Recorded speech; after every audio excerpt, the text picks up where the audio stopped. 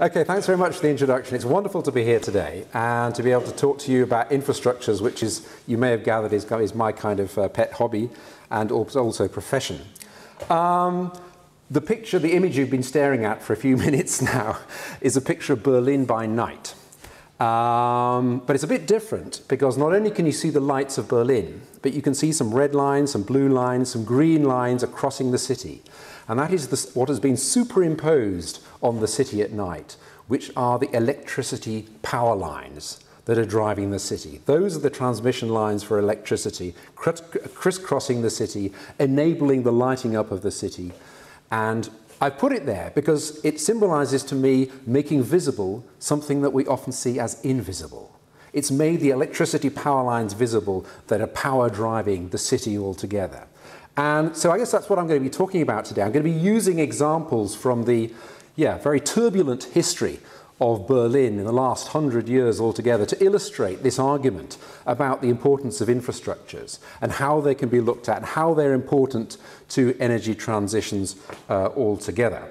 Now, before I focus on the sort of on the local, the urban, let me just throw some of these investment scenarios at you to give you an idea of the dimensions of the task ahead when we talk about energy infrastructures. People are thinking about energy infrastructures in the IEA, the International Energy Agency, in the WGU here in Germany, in terms of what kind of investments are going to be required. Firstly, to just keep the system going as it is today, the status quo, and you can see the kind of trillions of US dollars that are required each year till 2035, on a global scale, or 82 billion euros by 2020 in Europe for the status quo. But if we start using energy infrastructures to actually decarbonize our societies, to reduce CO2 emissions, then on top of that, there are even larger sums, like this one here, $16 trillion to decarbonize energy production to the 450 parts per million greenhouse gas emissions target, or here again the 73 billion euros required by 2030 to meet this advanced scenario for the EU. So it gives you an idea of the dimensions we're talking about. And of course, we're investing in infrastructure. It has to be the right direction. So what kind of investments are made is absolutely critical. Okay, this is how I'm going to structure my talk. I'm going to give a few words about what do I mean by infrastructures, what makes infrastructures special.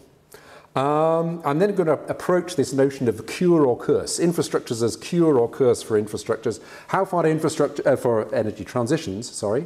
How far do infrastructures help or hinder energy transitions? Looking at popular debates about infrastructures. Then the main part of my talk is going to be more reflecting on the current state of debate, with a looking in a more nuanced way at this bipolar debate, cure or curse, looking at how infrastructures work across a number of different interfaces. And I've chosen these interfaces particularly because I think they're relevant to IRE thesis.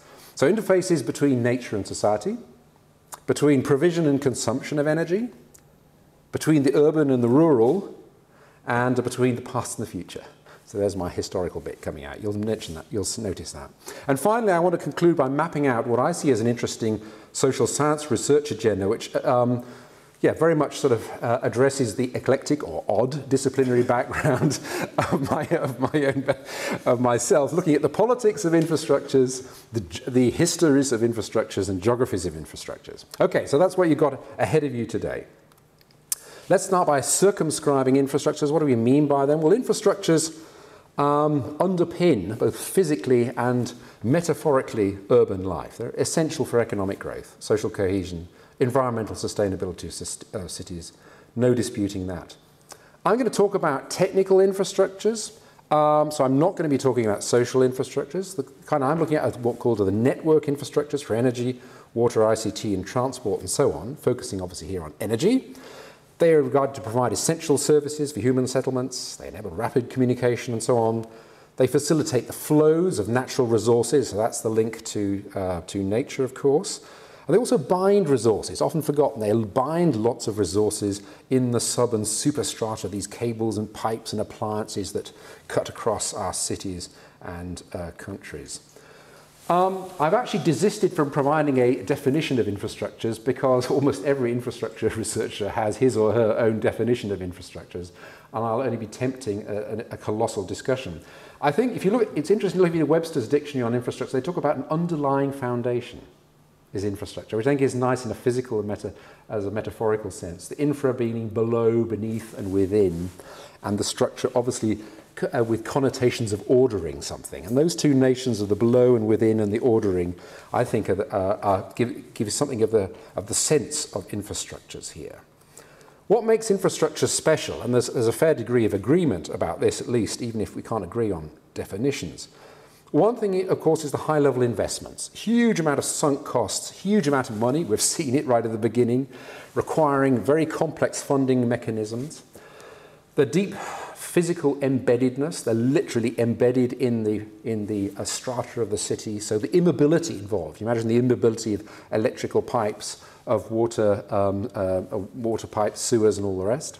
From that, of course, develops a long lifespan. You build for a long time.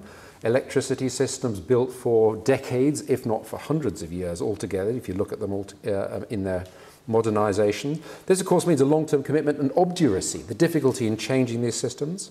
The increasing returns, once you have a system, it makes a lot of sense, to some extent, to invest more in the existing systems, yeah, because there's less initial investment to make. But that, of course, leads to path dependencies. I'll come back to that later. The multiple functions for society. We're enabling so-called downstream goods and activities. We don't actually need infrastructures. We need the services they provide. We need the warm homes, yeah, we need the lighting here, we need the electricity to provide the video application so I can be filmed and all the rest. Those are the things we need, so they're kind of downstream services. But of course, infrastructures have major external, major negative externalities in terms of the damage to the environment, where with extracting coal resources, in terms of the intrusion required by solar parks, wind parks, and so on. The scale of reach is also immense. One could say from the coal mine to the electric socket and back, or of course when we're thinking about global climate agreements, it very much is international, down to the minutiae of energy use in everyday practices. And of course from that, the socio-political complexity, the vast array of actors involved in making this power, in making this energy available. So for social scientists and historians, not surprisingly, infrastructures are not regarded. We don't just talk about the hardware, yeah, the physical dimensions of the infrastructures, but we talk about them in terms of socio-technical systems or socio-technical assemblages, and that will be my understanding that will underpin this presentation. Okay, so much for infrastructures. Let's come to this rather provocative notion of a cure or curse for energy transitions. I've set you up with a little appetizer here, which is drawn from the conflict over the issue about who should own Berlin's electricity grid. And on the left, you have an advert from Vattenfall, the incumbent utility for power here. And on the right, the advertising campaign for the protest movement, campaigning for the referendum for the remunicipalization of Berlin's grid. And I've introduced it here to give sort of two views of energy here and energy infrastructures. You can't read the small print in Vattenfall, but it's all about trust us. Yeah, trust us. Our competence is in electricity. We're the ones who knows what we're doing. Our infrastructure is part of the solution to the energy transition, okay? Lead it to us. It's about ecological modernization. We modernize what we already have and you'll be okay. You don't really need other people coming in on the act. Whereas on the right, you have this campaign from the referendum, which says the existing centralized infrastructures we have are not part of the solution, they are part of the problem. Yeah? We need more decentralized infrastructures. Not only that, we need more decentralized forms of ownership and decentralized forms of control altogether. So let's look at these things in more detail. Infrastructures as cure, this notion of what we have is really good and we simply build on that. Well, I would like to say that this is rooted very much in a historical legacy of what Graham and Marvin have called the modern infrastructural ideal of the integrated network city. And this is very much overlaid with a positive imagery of infrastructures as facilitators of economic development, of social cohesion, of our urban lifestyles. This notion built up in the late 19th, early 20th century. Of course, this is emphasized by our incumbents, like Vattenfall, and emphasizing issues of energy security. You know, if we're not here, then the lights will go out. Performance record, we've done well so far, so why trust somebody else? Returns on the investments, we've already invested lots in this system. It's really risky to change track now. And the technico-managerial expertise. We're the ones who have built up for decades this expertise. So the idea of change and energy transition from this perspective is very much about building on it within the existing system. And I've included this photograph here. You may or may not recognize it as the power station in Charlottenburg. And I've included it because architecturally you can see the growth of different systems through the ages.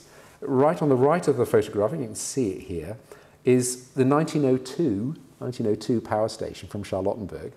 Lovely sort of Kaiserreich architecture here. The extension here was made in 1928, and another one from 1955. So this embodies architecturally the notion of, you know, we simply build on what we already have, and an energy transition is about modernizing the existing system. So that would, if you translate that into kind of today's transition, it would be about promoting energy transition, the low carbon city via smart grids, e-mobility, power to gas and so on. The kind of things that can be more or less readily linked in to what we already have. Now, I want to emphasize that this is not just the view of incumbents who obviously have a vested interest in saying that this is what we need to keep, but modern infrastructure is also valued very much in the social sciences as a huge societal resource. And The Economist, Brett Frischmann, talks about infrastructure commons, a term that Jörg just used before, serving multiple downstream activities. So something it's worth protecting, using collectively. The geographer Asher Amin talking about the provisioning city, kept going by resilient infrastructures requiring maintenance or repair. Okay, very important assets for modern city. Or the planner Jochen Mondstadt talking about infrastructures being essential to tackle today's environmental challenges, from climate change to deforestation and so on. So it's not just about incumbents. If we look at the curse issue, who's arguing that infrastructure is a curse to energy transitions, and why? Well, the critics view modern infrastructures as being part of the problem, not the solution, as I say. And here path dependency is a very important element of the argument. Basically, the argument goes that these are suboptimal solutions resistant to change. There's a lovely quotation by Susan Lee Starr, the ethnographer, who says, infrastructure wrestles with the inertia of the installed base. You've got this installed base, and it's wrestling all the time with the inertia, the lack of movement there. And it was shaped by considerations of backward compatibility.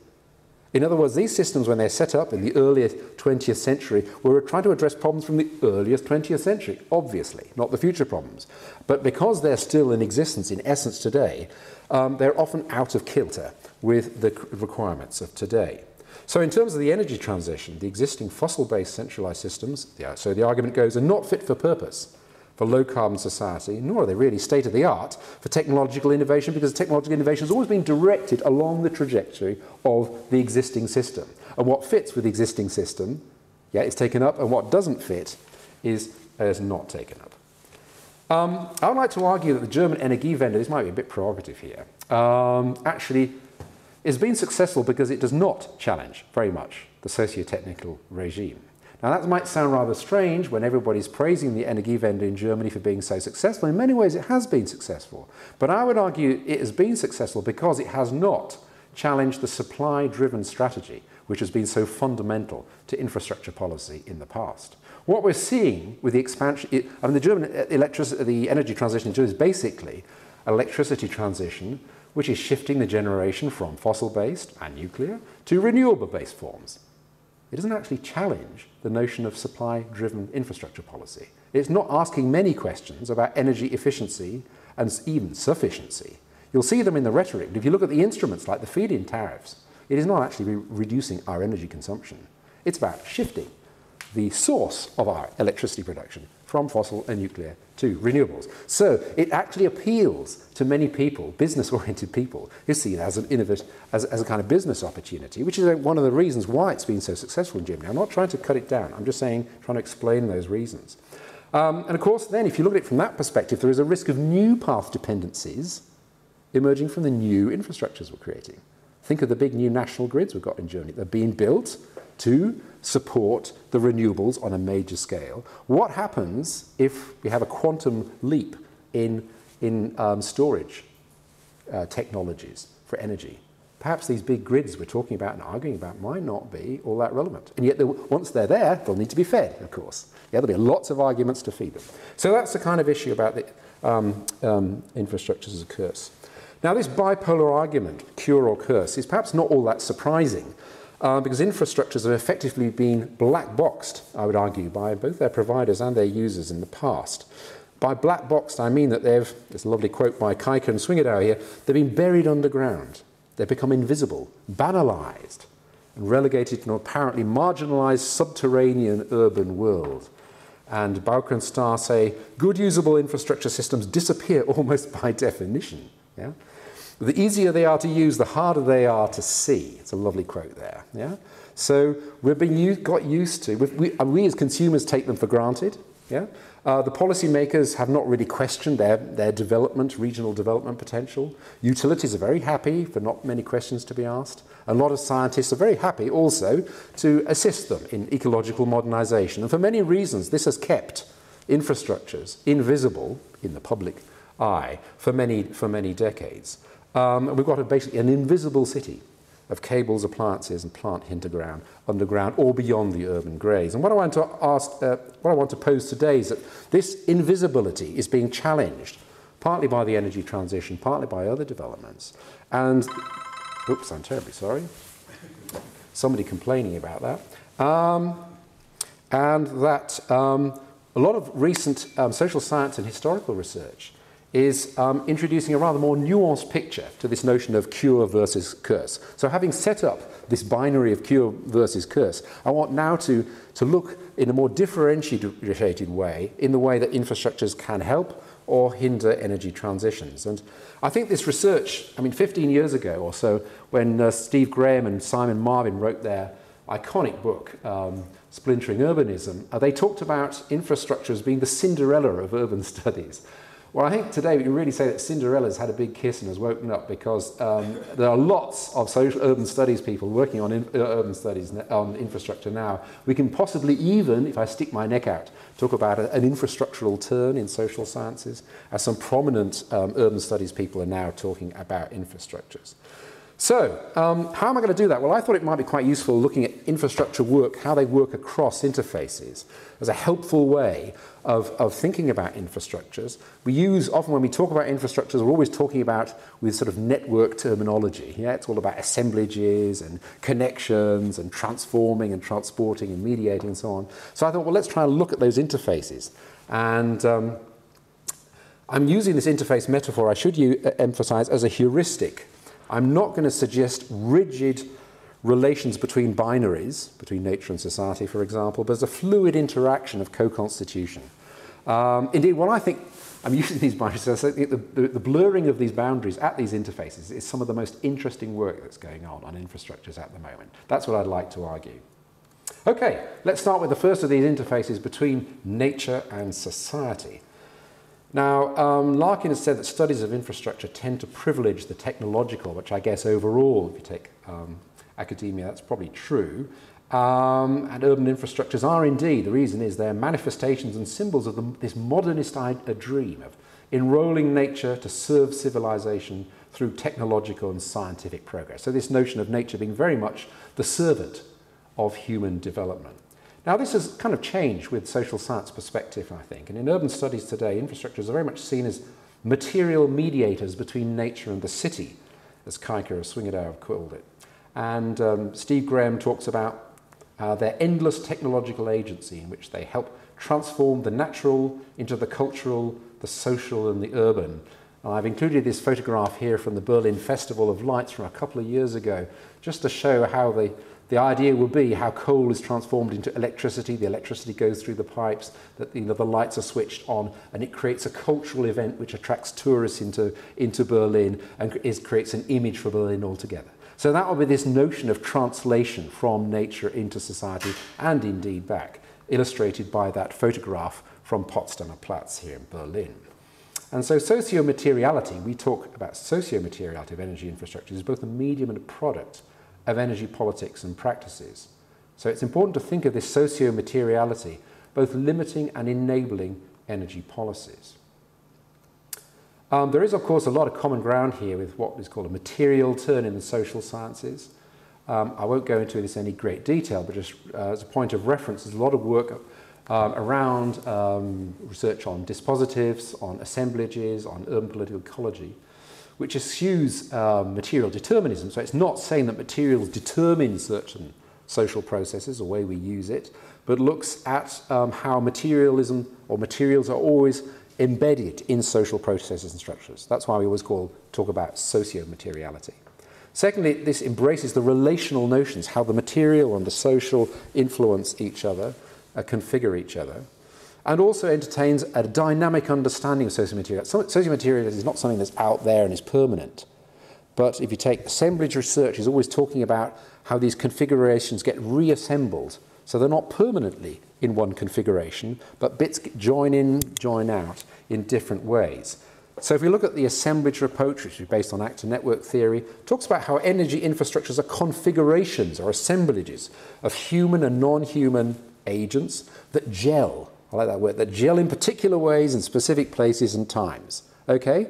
They're not there permanently, but they come together or are brought together in certain ways. And there's this nice quote by Jane Bennett, who very provocatively tries to show what an actor network theory means in terms of energy, and tries to challenge us with this multiple actants. The electrical grid, she says, is a volatile mix of coal, sweat, electromagnetic fields, computer programs, electronic streams, profit motives, heat, lifestyles, nuclear fuel, plastic, fantasies of mastery, static, legislation, water, economic theory, wire and wood, to name just some of the actants. So deliberately challenging us to think in very different ways about electricity beyond the purely physical and the environmental. I just include this lovely advert from the BSR, which is the waste utility, the waste utility in Berlin, which is doing some advertising for its new biogas plant in Berlin.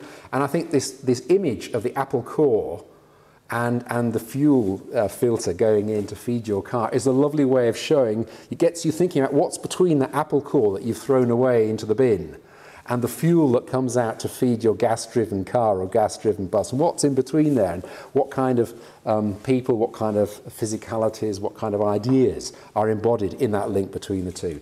That's a great image, I think. Okay, so that was one of the interfaces between provision and consumption of energy. Infrastructure policy is actually largely supply-driven, as I illustrated with the Energiewende in Germany. So securing adequate service provision via infrastructure expansion and modernisation, that's the name of the game. And, surprise, surprise, infrastructure researchers follow that line as very much strongly focused on the provision side.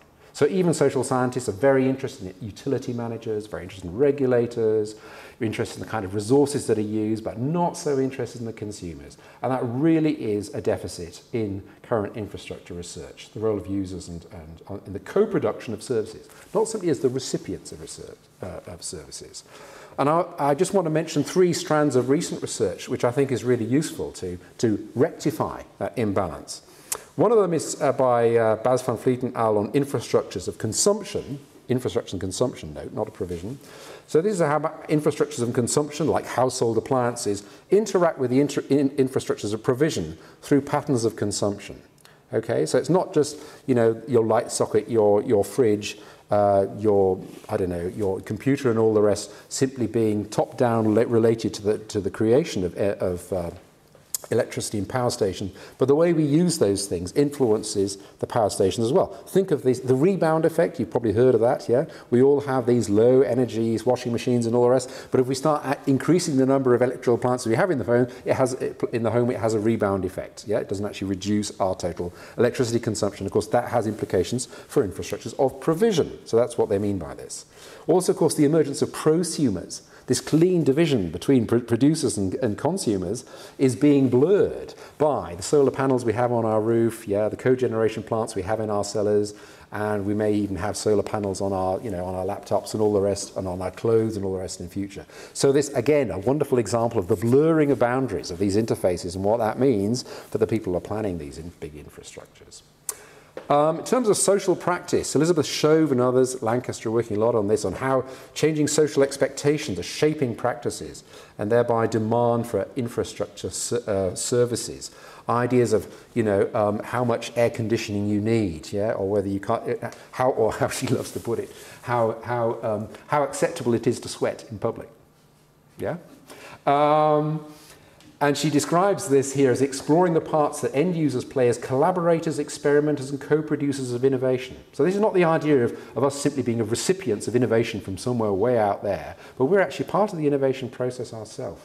I've included this lovely photograph here from a journal, Electricity Journal from 1926, to illustrate what was a hire purchase scheme that was introduced in the 1920s, a scheme called Elektrissima, introduced in Berlin.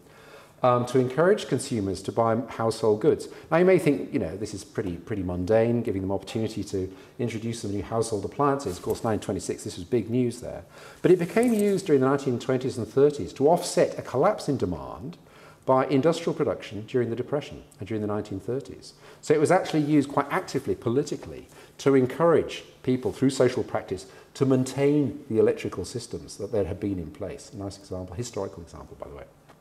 And then the economist Brett Frischman talking about demand-side infrastructure policy. He's written a recent book asking what drives the demand side of the equation. How should demand-side drivers affect public policy? Interesting question, okay? And he said that infrastructure is per se is not demanded, as I said before, but services that are provided. So the societal demand for infrastructure is derived demand. And we need to think about that derived demand in terms of what you need. So you need to consider ways of managing infrastructures as a commons, he says.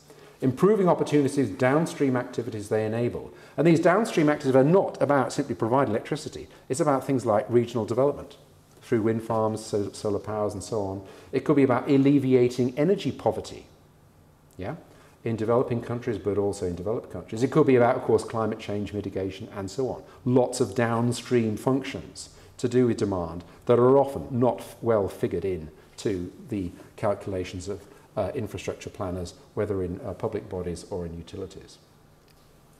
Okay, the third one, interface between the urban and the rural. Now, I'd like to stick my neck out here and say there's been a bit of an urban fetishism to urban studies, social science studies of infrastructure to late. A lot of focus on the city. Now, I know I'm talking about the city today, but allow me to say a little bit about the rural bit as well. So just to cite some of the most prominent people in this debate, David Harvey, the geographer, famous geographer, talking about how socio-technical systems made urbanization possible. Absolutely correct. How cities today, Joachim Mundstadt, talking about how they embody the greatest concentration of infrastructurally mediated material and energy flows. Absolutely correct. Olivier Coutard, Steve Graham, Simon Marvin talking about how cities and infrastructures co-evolve. Absolutely correct. And Harriet Bulkley talking about how cities shaping their own energy transitions. Also absolutely correct. But you know, the focus on cities and where are the rural areas in all these debates about space and you know, social science space and debates. So energy infrastructures has always been about the relationship between city energy use and its hinterland. Has always been about that. The energy source and environment as an energy source and environmental sink. Now this is not new, even in the pre-industrial period, before we had these big infrastructures. Some great work done by environmental historians, for example in France, looking at the massive rural economy developed around providing timber for big cities like Paris. Massive logistics, we would call them today. In the industrial period, of course, the location of large power plants, not in the inner cities, but moving out to large coal-producing areas like the Rhine here, or the Ruhr, or the Lausitz in German. And the post-industrial, what's interesting, I think, about the Energiewende, the location of the vast majority of renewables, of course, not in cities, but in rural and sparsely populated areas. Less so, maybe when we're thinking about solar parks, although even those, of course, mainly in rural areas, but primarily wind parks and biomass, almost entirely in rural areas. And I've introduced this photograph here and a quote from the Tagesspiegel from the end of a couple of years ago. This is the power station in Klingenberg. And there was a very interesting debate a couple of years ago about Klingenberg. Now, Klingenberg is one of Berlin's biggest power stations, and it's fueled by lignite, so it's not good for climate change, basically. And there was an initiative to transfer the generation capacity of Klingenberg from lignite to biomass, which sounds a great idea environmentally, using biomass. So the Greens got all interested in this. And what was interesting about this is that there was a huge protest by local residents and the district about what that would actually mean. When people started calculating the effort of transporting these huge amounts of biomass and storing huge amounts of biomass in a city centre location for a power station, there were huge protests against that. And so the idea was dropped, and it's now going to switch to gas turbines instead of biomass ones. But that gives you an interesting illustration of the conflict surrounding the rural and the urban. I thought it was a lovely example of that. So if the Energiewende, as I've been arguing, is a largely rural phenomenon, it poses a number of questions, particularly to Germany's energy transition. You know, why do some spaces get prioritized in energy transitions over other? Why? You know, is it because of this focus on building up new infrastructures in this term, new renewable infrastructures? What is the role of cities for Germany's energy transition? I think it's a really fascinating question. Not many people are posing that. It's interesting to see there's some new initiatives now for refurbishment of housing and stuff to get this energy efficiency on board. But in terms of building renewables, the cities don't have a really big role to play.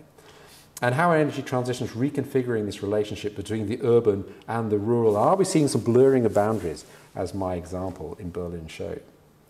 But I do want to say, looking at this sort of urban-rural interface, that we should look a bit beyond this notion of here's the city as the consumer and there's the rural area as the producer of energy. That is a very restrictive way of looking at the spatial dimensions to this relationship. And I think there's some interesting social studies research on space, which is looking beyond that at more complex relational spaces, ranging from the global to the household, which are constantly being renegotiated. So this notion of, you know, you have your small scale sort of local autarky around renewables in some place like Feldberg in Brandenburg, requiring it connection to a broader regional network, requiring the Bundesnetzagentur, the network agency on a federal level, to be very proactive, intervening in planning procedures at a state level at the expense of those kind of systems. So here you see very small initiatives having very wide-ranging implications there. We need to understand those relations between the different scales when we're looking at socio-technical transitions of an energy system. And finally, between the past and the future. Infrastructure systems conjure up notions of immobility, obduracy, and resilience. I talked about path dependency beforehand. And they're widely seen as developing along a foreseeable and unwavering path, of course, particularly by the incumbent utilities, but also beyond that. And that's the popular notion of infrastructures that we have. And in fact, Jane Summerton does great work on showing that actually they're less stable and less predictable than we often think they are. And the photograph you got there is another former, it is now an ex-power station, as they probably say Monty Python language. It is an ex-power station. It no longer exists. If you walk there now, it's no longer there. It's the power station at Oberhavel that you're probably not very familiar with, which is on the Havel, as the name suggests. And it was pulled down as being surplus to requirements because it was no longer competitive in a liberalised electricity market. Okay, and it also didn't do co-production of heat as well, and it was on the periphery. So this here was something that was built as part of West Berlin's electricity autarky campaign to keep West Berlin going, basically, with surplus to requirements. Just a little example that things don't always go in terms of building up the existing infrastructure. We need to look at ways in which they can be threatened. So how do infrastructures change? If they are heavily path dependent, what does the literature say about how infrastructures can change? And I think there are, as far as I can see, there are sort of three explanatory frameworks that take this to task. The first one is quite an old literature. Tom Hughes is the kind of iconic author here from his book Networks of Power that some of you will know from 1987. He talks about large technical systems and explains their radical change in terms of reverse salient, which is a kind of military expression if things don't fit into the existing system, requiring system adaptation, or in extreme cases, a battle of the systems, between AC or DC for electricity supply, for example, to decide a new development trajectory. Okay, now this is quite an old literature, and it's being criticised for being rather linear in its notion of changing from one path, switching from one path to another. A rather different literature, more recent, is on about the reconfiguration of infrastructures. Jane Summerton, Olivier Coutard, very prominent here. And many social scientists would ascribe, I think, to this notion of change, which looks at existing socio-technical configurations being opened up or unbundled or reassembled, depending on your particular epistemological preferences, by pressures for change. And they become restabilized around a new configuration. So they would say what we're seeing at the moment in Germany is an energy transition is this old configuration around fossil fuels and nuclear is being opened up by this debate post-Fukushima and is being reconfigured in a certain way that it is radical in the sense of looking at new sources of energy, but not very radical in terms of changing our forms of energy use. And there's a third strand of debate which is very prominent in the literature at the moment, very much focused on researchers from the Netherlands, Geels and Kemp being two prominent authors here, which is about transitions research and transitions management, also sometimes called sustainability transitions, socio-technical transitions. And this is looking at systemic shifts in socio-technical configurations and explaining them in terms of an interaction between what they call a multi-level perspective. They conceive at 3 levels of niches, small-scale niches of experimentation, where people are free to experiment and do new things, what they call socio-technical regimes, more or less on a national level, often, which is about the sort of socio-technical institutional configurations and physical configurations that make that possible, and external landscapes. The term is a bit erroneous, I think, but it means external factors basically working in on this. And they look at long-term evolutionary trajectories, historical as well, from one state to another, and what that means for policy design. That's the transitions management bit. And this literature has been criticised, particularly by geographers, for being rather spatially blind and also being rather power blind, very much focused on the kind of elites who are involved in these innovation processes and very little to do with the people who are using these systems. So in terms of the history, I think, and speaking as a historian, I think it's also useful to think not of one system replacing another, which characterises a lot of this literature. They're looking at these lovely shifts from one to another, but of layering of parts of several systems. And I think it's worthwhile thinking about those. And Van Elis has put it nicely as new infrastructures do not so much supersede old ones as ride on top of them, forming physical and organizational palimpsests. Now, palimpsest is a few puzzled faces around the room. It's one of those, like one of those old pictures or old forms of writing where you write on top of existing forms of writing, or like Leonardo da Vinci doing a painting on top of an existing painting, and you see bits of the old painting or the old inscriptions through the new. So that's a palimpsest, one on top of the other. Okay, so it's about the coexistence of the old and the new, whether it's complementary or contested. So I think what would be very interesting in historical sense is to look at the coexistence of established transmission grids, coal-fired power stations and so on, alongside new forms, which could be the smart grids, insulated homes, local cogeneration plants, and so on. Okay, I'm going to come to my conclusion. How much time have I got? You? Okay, great, 3 hours, yeah? A social science agenda, which is very much based around my own personal preferences, my own personal needs. So, first of all, I'm going to talk about the politics of infrastructures. And there's this quotation from Susan Lee Starr, which has been cited many times, but hasn't often been picked up and applied with a lot of empirical research. And she says, study a city and neglect its sewers and power supplies as many have, and you miss essential aspects of distributional justice and planning power. How right? Yeah? You can see a lot about power and politics by studying the infrastructure of a city. Now, what does she mean exactly by that?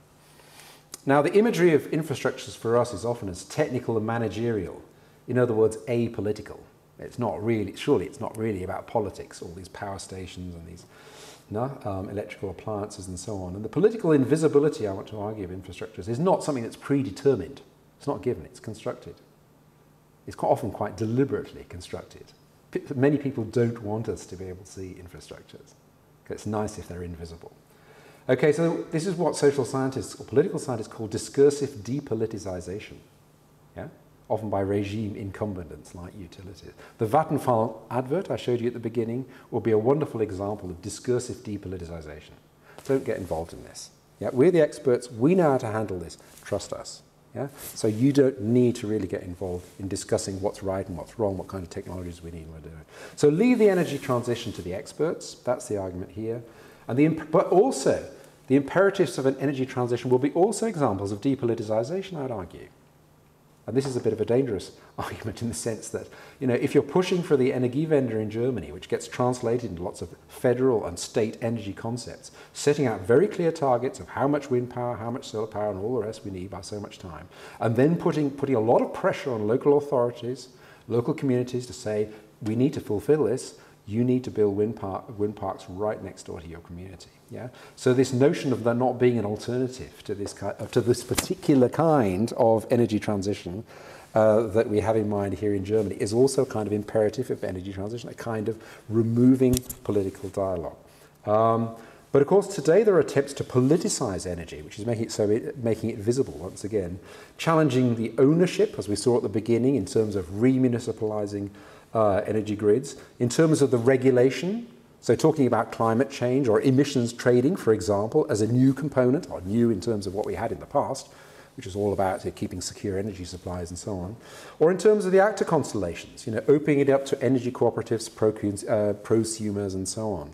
But also, I would argue, politicizing energy in terms of the protest movements against wind power, for example. Yeah, we have no less than 80 organizations in Brandenburg campaigning against wind power. And that is also a form of repoliticization. People saying, no, hang on, we don't really want this. So in Somerton's words, this is opening up the black box, this black box I referred to you. And she was not talking obviously about the German energy transition back in 1994. She was talking about critical junctures in the development of these infrastructure systems. And in such periods, she says, taken for granted assumptions about a system, its function, the configuration of its core technology, its organization, how it is controlled are perhaps challenged. And that's what we're seeing now. Yeah? In the process, competitive battles among actors or even broader social conflicts are likely to occur. Yeah? So talking openly about the conflictual nature of the Energiewende, rather than just talking about what proportion of the population thinks the Energiewende is a good thing, there are lots of conflicts underneath that overall objective, which of course is very laudable. But there are other conflicts that need to be addressed. And power and politics is emerging, it's a very new field here, as a new focus of energy infrastructure research. And I've just listed some of the directions that social scientists are going here. Splintering urbanism, I've already mentioned, Graham and Marvin. They talk about cherry picking, in other words, following liberalisation, privatisation, looking for certain areas where there's sort of special provisions are made for lucrative customers at the expense of others. Infrastructural bypass, so it's like broadband, maybe not so much electricity, broadband going to certain areas, not in others. Premium network spaces, particularly in business development districts, for example, worldwide, that have better quality electricity supplies, more reliable ones than elsewhere. Perhaps not a big issue in Germany, where there's a very high standard of basic provision, but in other countries this is a big issue. Other people, like Stefan Buzarowski, are looking at energy poverty and deprivation, looking at issues of access, affordability, and energy justice as well. Now, a lot of this is obviously in developing countries, transition countries, but not only on that. There's quite an increasing debate in the UK about energy poverty, and it's interesting to see a few people talking about it in Germany as well. Socio-technical regimes versus vanguards of transition. Again, looking at the sort of incumbents versus the newcomers is a kind of theme for some researchers here. Social movements challenging incumbent utilities. People publishing stuff, for example, on the remunicipalization policies in Berlin and Hamburg. Also work going on the everyday politics of energy, which I think is very interesting. Again, looking at the consumer perspective here, the reproduction of power in routine practices, how we reproduce the existing infrastructures through the way we use electrical appliances or the way we use other ones, for example, in preferencing green electricity, how we're influencing through social practices the infrastructures of provision. Also work on the geopolitics of energy on a supranational level, looking at land grabbing for energy sources, obviously, fracking issue, the oil sands, debates on OPEC and how that affects, works its way through national energy systems, priorities, and so on.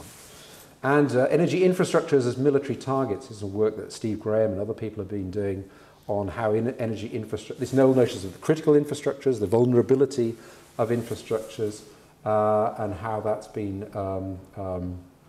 developed recently. So very much on the politics of infrastructure there, and how this is very much encouraging us to do some work at the conflictual and contested nature of energy transitions, and to own up to the fact that there are winners and losers in a big way, and sometimes it's not always obvious who are the winners and who are the losers. For example, issues of green gentrification, yeah, where we've got sort of nice cladding used and improvement of cogeneration for housing estates, and it's used as an instrument to have new kinds of tenants, new kinds of people living there. So these are the kind of problems, the contestation that's involved there, something that's apparently benign but isn't in practice. Okay, histories of infrastructures. I'm going to argue that it's, from my perspective, there are some myopic temporalities, if you'll pardon the phrase, of current infrastructure research. On the one hand, we've got some great work done by historians of technology looking at the emergence of large technical systems. The problem is they are really fixated on the period of path creation. They're really interested in how electricity systems got built up, you know, from the 1920s and 1930s, and they get really bored with what happens after that. Yeah? Because as far as they're concerned, you know, once you've got this large technical system set up, yeah, all around, you know, your AC system and the centralized plants and stuff, well, it's just, after that, it's just, you know, being extended and modernized and all the rest. So again, they're falling into this trap of seeing it as being, you know, carrying on in the same way. At the same time, I accuse my, my social science colleagues, very gently, of course, of being rather presentist with their narratives. They're much focused on what's going on right now, yeah? And they're looking at today's energy transitions, and they tend to sideline how the historical legacies are really framing future options. They're not just background, you know, nice to know, little introductory paragraph about the history of Berlin's infrastructure and stuff like that. They're actually framing what's going on today in a big way, not determining it, framing it. And I want to argue some of these things. So I think there's a need for a historically sensitive analyses of current transitions, which kind of bring the historians up to the present day and get the social scientists thinking a bit further back, to try and contextualize today's snapshots in a longer term perspective. Now, we often say there's kind of truism that history matters. We all say, yeah, we all agree that history matters, but how does history matter? And that's a far harder question to answer, I think. How does history matter? And I've tried to jot down a few ideas. These are just a few ideas of where I think history does matter. I'm trying to illustrate them. Well, one of them is, of course, to do with path dependency. I'm not saying path dependency is irrelevant by no means. I want to emphasize that path dependency refers not just to the physical structures. You know, this notion of because we've got this plant here, we've got to feed it, we've got to keep it going. But also in terms of the logics, the way of thinking. So that notion of the supply-driven logic, I think, is just as strong a path dependency as the existence of the power stations. You've seen that one of the power stations is already being dismantled, others as well. So those actually are not quite as path dependent as what we think. The historically rooted cultures of energy use. I referred to air conditioning before. It's interesting to think, you know, why do the North Americans insist on air conditioning? If you've ever booked a hotel here in Berlin for North Americans and you haven't insisted on it being air conditioning there, you will notice, yeah? There's a huge amount of problems there. You never do that again, yeah? But you invite people out from the Mediterranean where we might think they would need the air conditioning, and it's not there. So how does that get culturally, you know, where are the historical, cultural roots of that? Where do they come from? Just one example. Also, the influence of critical events in the recent past, like blackouts, for example, gets people rethinking. It's this idea of Somerton's idea, it challenges taken for grantedness. Accidents, Fukushima, of course, an obvious example, has very little to do with path dependency, but also smaller accidents as well. Entrenched dependencies of a city on certain energy imports. You know, we are not free to do what we want, but a lot of what we do here in Berlin is dependent on the kind of energy sources available. And obviously we have a lot of sources at the moment in terms of lignite coming from the Lausitz, and this issue of, the idea of importing biomass into the city to fire our power plants obviously ran into lots of problems there. So what kind of dependencies are on the kind of energy resources that we have available? And also I'd like to argue there's some discarded alternatives to the past. I say discarded, not lost, because they're often deliberately discarded. I've done some work on what we would now call recycling technologies for energy from the 1920s and 30s, and you'd be really surprised what kind of thinking there was going in to reutilising fuel, using biogas from wastewater and from waste departments. And here in Berlin, it was encouraged, of course, by the Nazis. That's part of the problem. And it was dropped after the Second World War because it was too brown. It was too close. It's too close to the Nazi tradition. And But with it, baby went out with the bathwater, all this thought about recycling and the importance of closing cycles and making regions more self-dependent on the resources they have available and using waste resources for energy, went out of the window too, as German engineers rejoined the fold of Western civil engineering and restored their confidence in centralized systems. So these were discarded alternatives in the past. I think we need a better appreciation of the non-linearity and context dependency and contingency of energy transitions. So I want to look at how, I think it's important to see how the non-linearity, I mean, it's not just the idea of sort of continual notion of progress, but there is a non-linearity involved here. Some things come and go. So some components change of a regime, whether it's the social or the physical or the institutional or whatever. Some disappear, some remain obdurate, some adapt to shifting contexts. And researchers need to look at those differentiated forms of changes there. I've got an example here. I do a fair bit of work on the 20s and 30s. And tomorrow we're going to be discussing for the PhD students that I published a paper on energy efficiency through from 1920 to the present day, and I was trying to trace this notion of when does energy efficiency get used in Berlin and why. And what I discovered, it wasn't used a lot all the time, but it kept being used every now and again. It kept being used when the existing power facilities, capacities, were running into problems, when there were problems of undercapacity, basically. And what was interesting, it was used to enroll support for very different political objectives. So energy efficiency got used as part of a modernization agenda of Weimar Berlin when they were running into problems of not being able to keep up with the massive new demand of electricity in the 1920s. So they used energy efficiency to try and spread the demand into nighttime periods, yeah, including recharging electrical cars. Have you heard of that before? Yeah. Okay, this is in the 1920s, not today. Yeah? So deliberately using that electricity system I was talking about, that hire purchase system to encourage night storage heaters, that kind of thing. It was also used as part of national autarky and militarization of the Nazi regime. What you see here is an advert there. I don't know if you can all read German here.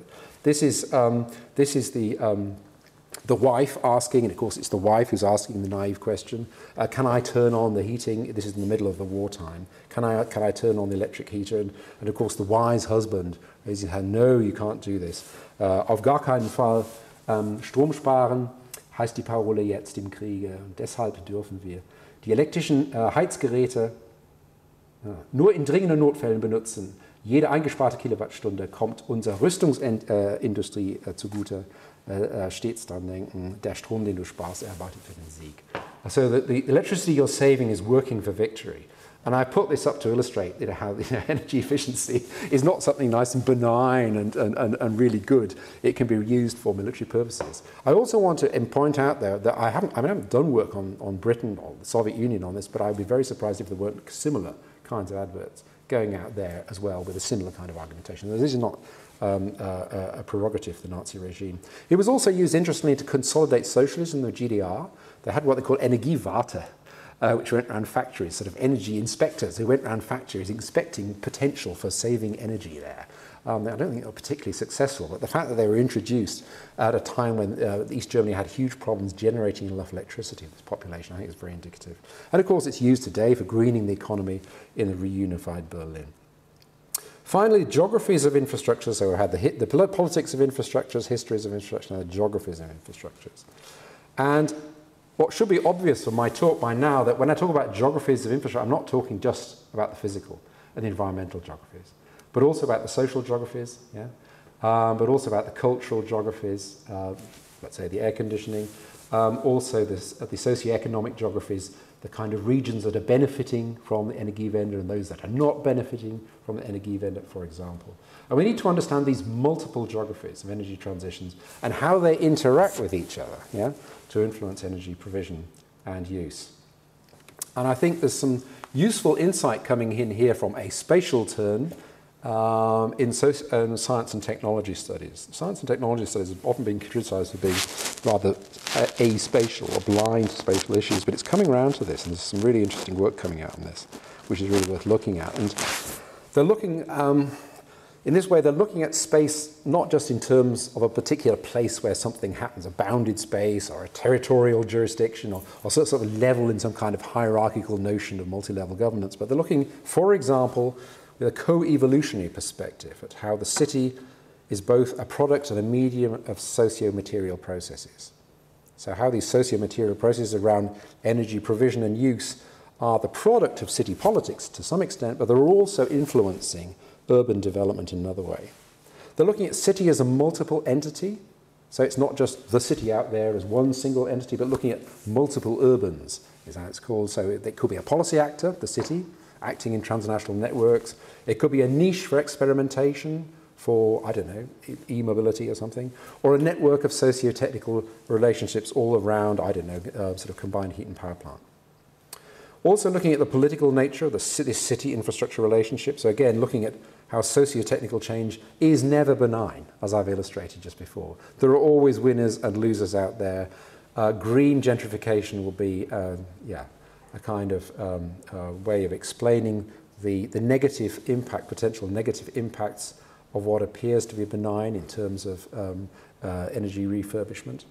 And finally, the scalar dynamics of socio-technical systems, looking at these shifting relationships between the local, the translocal, the national, and the international as well. And I think this is my final slide. Right? We've looked across this at the IRS, looking at how far social science is actually looking at the spatial dimensions of energy transitions. And we came across sort of three dimensions we categorized. One is about the social production of space. So there's work going on now about how energy transitions can induce uneven development or counter uneven development. Yeah? They can even accentuate uneven development. So a way of countering uneven development, an argument would be that if you have put in wind farms, solar parks and so on in structurally weak areas, you can help generate income, generate jobs, a sense of belonging, perhaps also in these underdeveloped areas, for example in the Prignitz, the Uckermark and so on. However, energy transitions can induce uneven development. Green gentrification would be one example, but of course, if you have investors coming to the Prignitz who are coming from outside, if they're paying their tax somewhere else, and all the negative effects are all landing on the people who live in the Prignitz and not getting very much for it, of course, it's actually accentuating uneven development there. So you have to look very carefully at those things. Also, the scalar reconfiguration of space, or how energy transitions can generate new scalar relations or rescale energy governance. I think it's a really interesting dimension here, not just thinking in terms of a kind of hierarchy of levels, but how people working at a local level, maybe with local energy cooperatives, band together, put pressure on national politicians, for example, or federal politicians to change policy. Or conversely, what is quite interesting to see, if you turn on your televisions just before the Tagesschau at 8 o'clock, there's always often an advert from either RWE or E.ON saying, sind wir nicht verrückt in Deutschland, wir und die Energiewende, sort of creating this identity, this notion that the big players are very much part of Germany's Energiewende. Now, if you look at actually the proportion of renewables that is actually owned by the big four, it's actually only 5%. It's actually only 5%, yeah. So here's a sort of suggestive notion in the other direction, is like that the big four are actually all very much part of the local energy transition that's going on. So they're trying to create discourses of kind of scalar supremacy there. And the socio-materiality of space, so how the spatial materiality of energy transitions gets embodied in the landscapes and the infrastructures, the kind of decisions that are made in a city and beyond, how they influence our landscapes. And we're having energy landscapes out there that are transforming, particularly in the area around Berlin, through these new infrastructures we've got. Okay, right. Well, basically, to summarize, what I've been saying is that infrastructures are absolutely critical to energy transitions, and they're very, very central to the debate about energy transitions. But what I've been trying to argue is that debate currently, often the popular debate, political debate, has a tendency to be rather bipolar in laying blame on existing centralized systems and maybe exonerating other systems as being ideal. So there's a danger of idealizing, counter-idealizing certain systems. What I've been trying to argue today is trying to look beyond this bipolar discourse to give you a rather more differentiated view on the value and problems of infrastructures, and looking at it in terms of the interfaces that they enable, looking across those 4 interfaces I looked at, as a way of exploring the ways that infrastructures can help or hinder energy transitions. And I've given you, at the conclusion, some ideas of where I think there are very promising fields of future social science-led infrastructure research and energy research, which, not surprisingly, appeal very much to my own particular fields of interest. And here's a bit of further reading in case you're interested in seeing what I and other people at IRS have been doing along these lines. So thanks very much indeed for your attention.